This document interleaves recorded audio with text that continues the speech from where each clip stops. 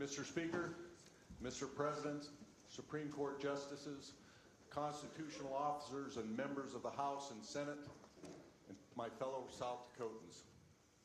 It is truly an honor to stand before you today as your governor.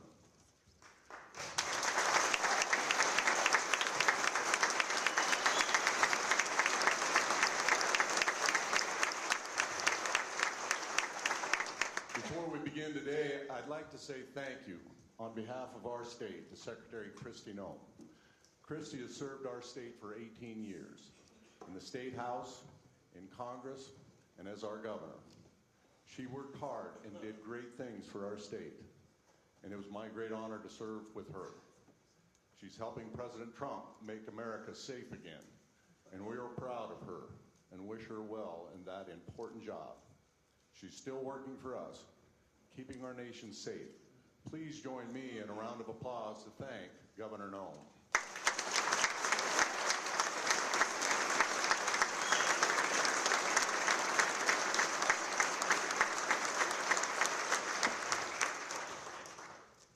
Well, today is a new day, and I'm starting out in a new job. And it might surprise you to know that even as I was lieutenant governor for 6 years, there are a lot of things that the state and the people don't know about the lieutenant governor. So I'd like to take some time to share a few things that you might not know about me. And most importantly, starting off, I'd like you to meet my family, many of whom are here today. My son Cody is here with his wife Liz and their 2 kids, Tally and Josie. My son Tristan is here with his wife Kaylin and their daughter Birkin.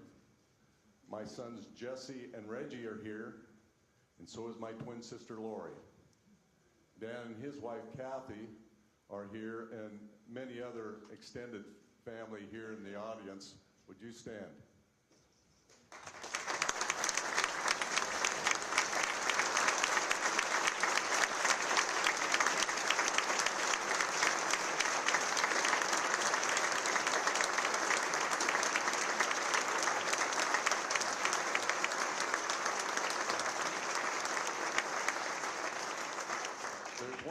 One person in particular that I haven't introduced, that I want to introduce. It's my wife, Sandy. She and I have been married for almost 44 years. All of us are only able to serve because of the support of our loved ones. And I know I wouldn't be standing here today without her constant support and encouragement. Sandy is going to be a great First Lady for our state. Please help me welcome Sandy. Sandy.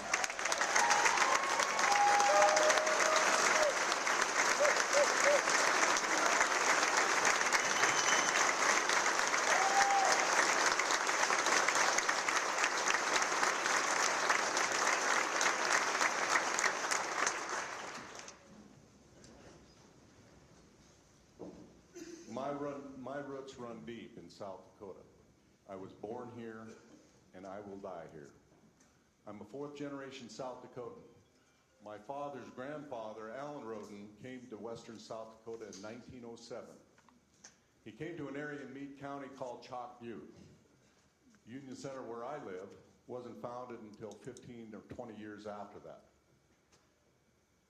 It was a 4 or 5 day trip to Sturgis for a load of lumber, so they built a 3-room sod house and a sod barn. His son John, who would be my grandfather, homesteaded 2 miles southeast of Union Center. My older brother John, also named after his grandfather, is now on that original homestead. My mother was a Murphy. I'm a 5th-generation South Dakotan on her side. Her family came out west on horses and wagons. They homesteaded in the Two Rivers area. And that's about 20 miles west of Union Center. Some of the original foundations of my family's homestead are still standing today. My father was named Allen after his grandfather. He and my mom Mildred raised 5 kids. My twin sister Lori and I were the 4th and 5th. Mom and Dad taught us the importance of faith in Jesus Christ, and church is still central in my life. They weren't rich by any stretch, but they made sacrifices to send 3 of us kids to Sunshine Bible Academy. That's near Miller. They wanted our schooling to be centered around our faith and our values. My parents also taught us the value of work. Hard work is part of life on the ranch. Even today, I'm still happiest when I'm working with my hands. It's how I relax. When I get home, I head to the shop and I go to work. I make branding irons and custom tools for ranching, among many other things. I like to think about a plan, get it done, and see the fruits of my labor. There's value to working to create something from start to finish.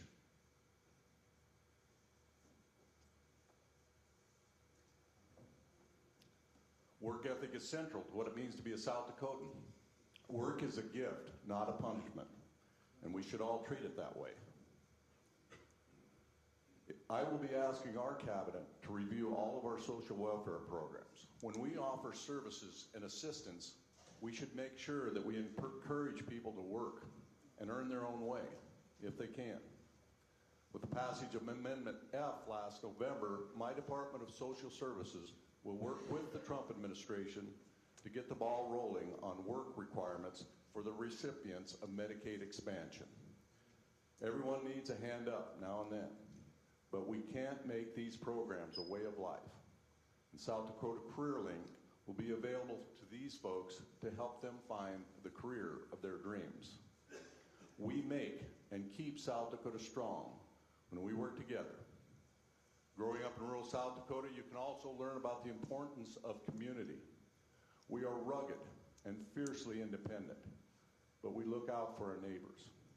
Service is a big part of our lives. Service in the military has always been a big part of my family. According to my great-grandmother's biography, my great-great-great-grandfather came to America as aide-de-camp to General Lafayette. He fought in the Revolutionary War. He came here with 4 brothers. All 4 of his brothers were perished in that war. My grandfather John served in World War I. He fought in the Meuse-Argonne offensive, the largest and deadliest campaign in the history of the United States Army. My dad served in World War II, and he fought at the Battle of the Bulge. 2 of my brothers served in the Army, one of them in Vietnam, Dan. That service mentality continued to my kids. My son Cody was a Black Hawk pilot. I'm proud of him for continuing the family legacy of serving our nation.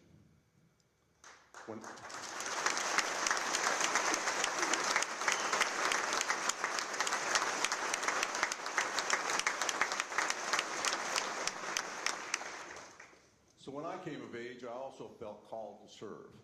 I signed up at the South Dakota National Guard and served 6 years.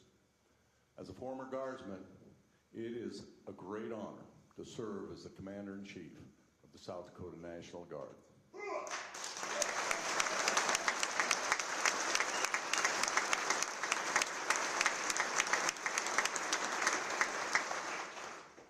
I've also been active in my community around Union Center. I'm sure that's true of all of you in your own communities. I've been a leader in our church. I served on a board of the local Senex. For a number of years, I coached women's softball and boys basketball, and I still sing bass in a men's quartet. I served 5 years on the Meade County School Board. In fact, after I got in the legislature, people asked me why I ran for the legislature. I said, it's the only excuse I could think of to get off the school board. There was a lot of truth in that. We've got quite a few first-time legislators this year. And believe me, I know how you feel. I still remember my first year in the State House in 2001. It was Bill Janklow's last 2 years as governor, and I got to learn from great leaders like Matt Michaels and Bill Peterson. My seat was over there, where Carrie Weems is sitting today. In fact, I served with her a couple years after that. When I became majority leader in 2005, I was very intimidated by a long-time appropriations chair. Some of you know him, Jim Putnam. He had so much knowledge and experience. but I learned from him, and we became close friends. I focused on some tough issues during my time as a legislator: property taxes, tax cuts, property rights, protecting the outdoors, the Second Amendment, a lot of the same issues that we'll be talking about this year. And my focus always has been to keep South Dakota strong, safe, and free. Yeah.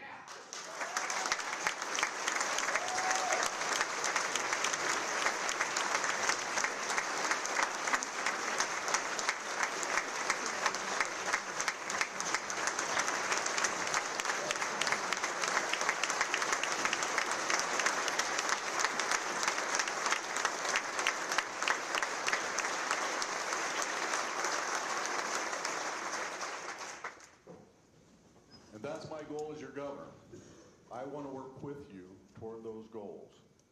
I want to keep South Dakota strong. That means strong families, strong businesses, and strong institutions. We will continue to care for families as they start and grow. And that means taking care of both mothers and their children. And it means helping rebuild families that are struggling. Sandy and I have been proud to work with strong families together to recruit more foster families across the state. Strong businesses pay strong wages and will help their employees put food on the table. And strong institutions protect our values and our way of life. And I want to keep South Dakota safe with low crime and respect for law enforcement. My philosophy is the best way to fight crime is to hire more officers, not to increase penalties. Increasing penalties just means we have to build even more prisons. I will support the Trump administration effort to secure our border. I want our families to feel safe in their homes. I want our kids to be safe playing outside. That's the South Dakota I grew up in. Let's keep it that way.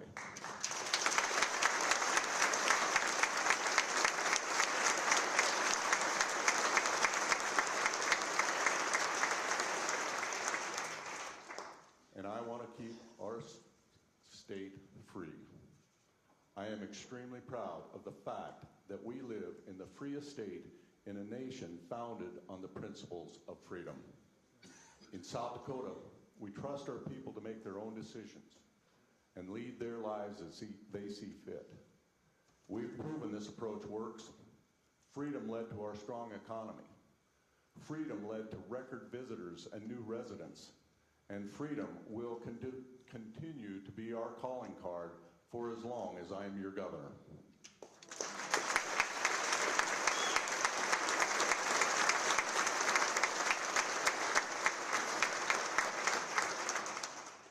I'm working with my cabinet and my staff and some legislators on policies to make South Dakota strong, safe, and free.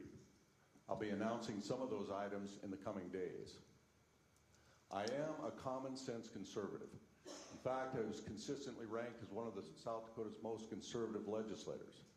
I believe that our rights come from God, not from government. Our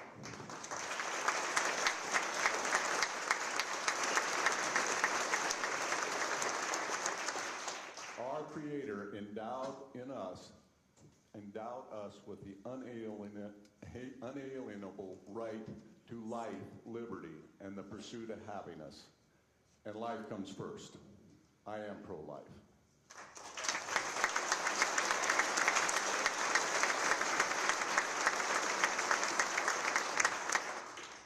And I am pro-Second Amendment. I believe the government is best that is limited. And I trust our people to exercise their personal freedoms and responsibilities. I've been involved in plenty of very difficult debates in this chamber and in the Senate. Serving here, you learn to deal with all kinds of people. In our state legislature, we can have tough debates, even strong disagreements, and still walk out of the building each day as friends. And I'm very proud of that fact. One of my pillars in this administration will be civility. I want South Dakota to show how politics can and should be conducted. My first year here was 24 years ago. when you look back on your time here, 10 or 20 years from now, I bet you don't remember the bill numbers or the votes. You will remember the people you served with. You will remember the difference that you made in people's lives. So let's all pledge to be civil and work together.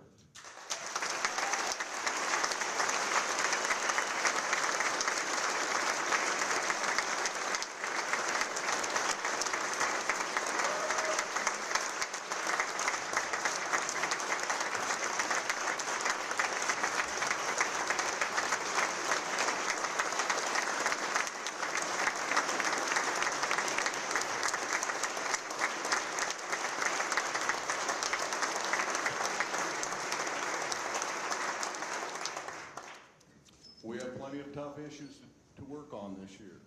There's a lot of concern about property taxes. That's an issue I've worked on for ever since I came to Pier. I will convene leadership in the House and Senate and other interested parties to sit down with me and find solutions. I'm aware that eminent domain is a hot issue this session. I'm no stranger to that discussion. I fought for private property rights in this capital for over 20 years. In fact, in 2006, I was a prime sponsor of legislation to reform eminent domain. That was House Bill 1080. That legislation passed the Senate unanimously and passed the House with only one dissenting vote. When we work together and consider all perspectives, we can do great work for the people of South Dakota. Extremist environmental policies coming out of Washington are not good for South Dakota or for our nation. South Dakota must continue to be a state that respects landowners and ag producers. We are the stewards of the land who work day in and day out to put food on the table for us and for the world. I don't just care about farmers and ranchers. I am a rancher. And I don't just care about landowners. I am a landowner. And when my time on this office is done, I'm going back to that ranch. Until you work the land under the scorching heat, or carried calves inside through a bitter winter snowstorm in the middle of the night, or helped a neighbor when the need arises, or even have been humbled in the times when you yourself needed help, you may not fully understand what it's like to be a steward of the land. The good Lord has blessed my wife Sandy and me with a ranch, a home that I wouldn't trade for anything. He's blessed us with good health. Most importantly, He's blessed us with a wonderful family. Our land in South Dakota is a land of opportunity. When we protect opportunity in South Dakota, we pave the way for better jobs for my children and grandchildren and yours. Those opportunities might be on a farm or a ranch, in a small town, or in a big city. Our kids should be free to pursue their dreams, whether they're wearing a welding helmet, scrubs, or a business suit when they go to work.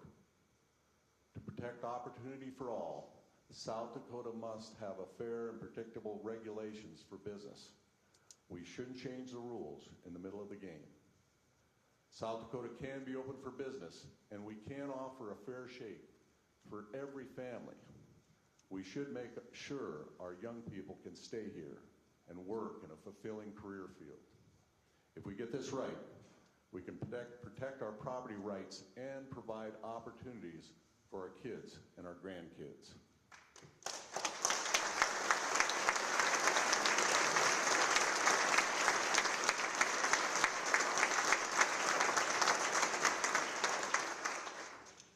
Every South Dakota student should have the opportunity to get the right education for their needs. Like Governor Noem, I support Leader Odenbach and Leader Melhoff's bill to create education savings accounts, and I will work to make sure that neither public schools nor homeschooled families are harmed by these initiatives. This year, we're in a tough budget situation, especially when it comes to ongoing money. Governor Noem's budget, like every governor's budget, is a starting point. I will not be offering a separate budget proposal, but I do want to be part of an open budget conversation with you all. I know there's concern about some of the specifics in the budget proposal.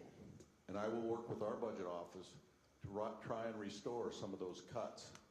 But we have to remember this, that unless our revenue improves, this is a zero-sum game.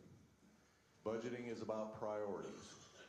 We need to understand that for every dollar we add means a dollar that has to be cut somewhere else. We can find ways to make government more efficient. Like many of you, I am very concerned about the size and scope of the federal government. And I fully support President Trump's new Department of Government Efficiency. In South Dakota, we are very blessed by having a very limited government, but we can do better. I've directed my cabinet to review each of their agencies and identify potential efficiencies. I've also asked them to provide me with options to bring to the Trump administration to make our interactions with federal government more efficient. The federal government needs to get smaller and let us take care of our own affairs. And I trust that President Trump will make that happen.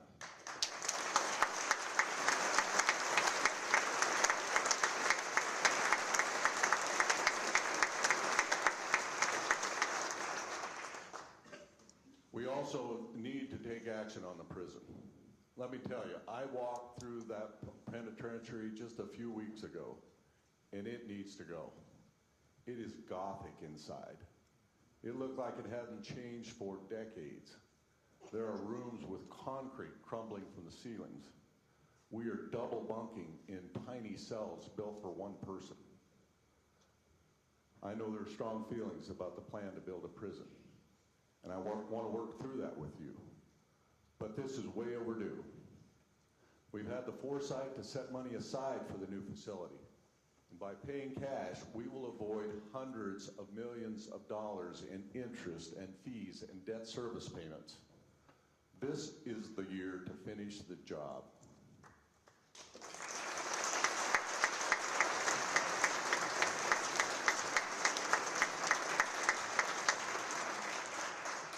As a former legislator, I remember how frustrating it was when the communications broke down between the governor's office and the legislature. And I promise you this, I'm not going to let that happen. If you have a question or a concern about something, I'd be happy to try and schedule a meeting. If I can't be available, someone in my cabinet or staff will be. Let's sit down and talk it out. I can explain where I'm coming from, and I can hear where you're coming from. I want to work with you, not against you. My administration will be open, and that includes legislative inquiries and subpoenas. And that goes for the public, and it goes for the press as well. Another pillar of my administration will be openness and responsiveness. I am not going to be hard to find. We have the obligation to protect the privacy of individuals, but we also have a responsibility to be open about the operations of government. And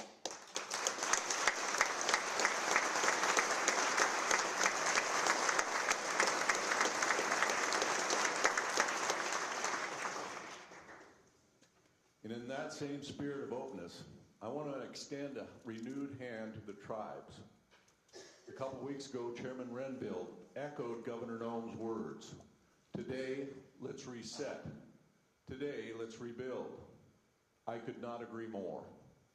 We've had our ups and downs over the years, but I am asking our tribal leaders to make a fresh start with me.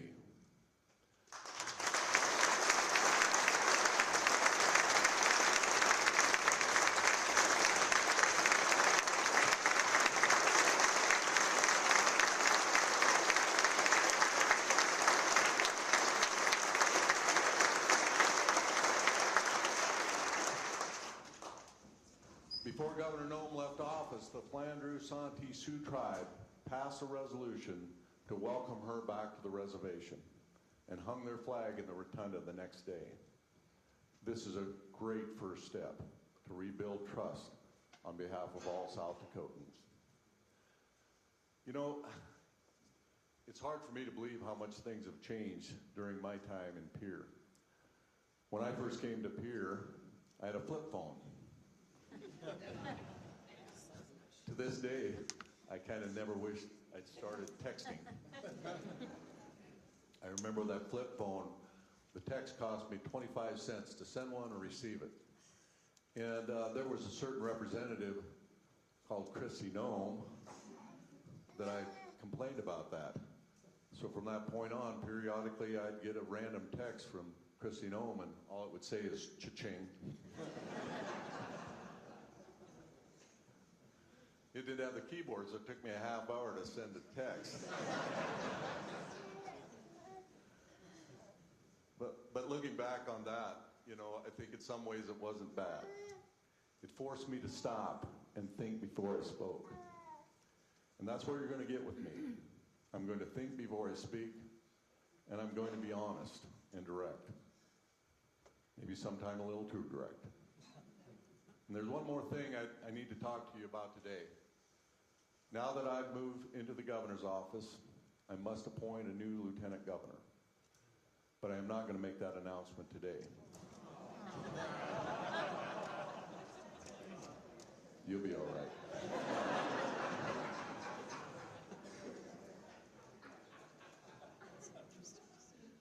I want to make the best possible selection for our state.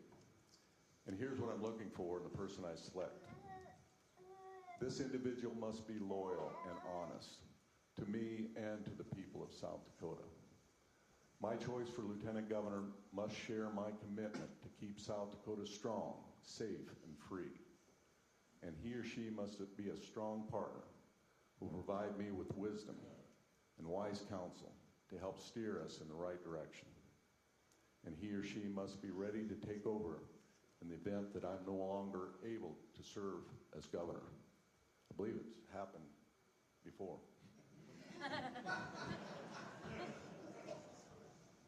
And I want to make a selection who recognizes that under God, the people rule. My lieutenant governor must be worthy of our tremendous people. In closing, it is my great honor to serve as your governor. And I'd like to make one more request of each of you and of every South Dakotan. Please pray for me and my family. We all work hard and try to do our best, but we are nothing without the help of the good Lord. I am looking forward to working with you in the legislature and to getting out around the state to hear from our great people. Let's work together this year. Let's keep South Dakota strong, safe, and free. God bless you, and may God continue to bless the great state of South Dakota. Thank you.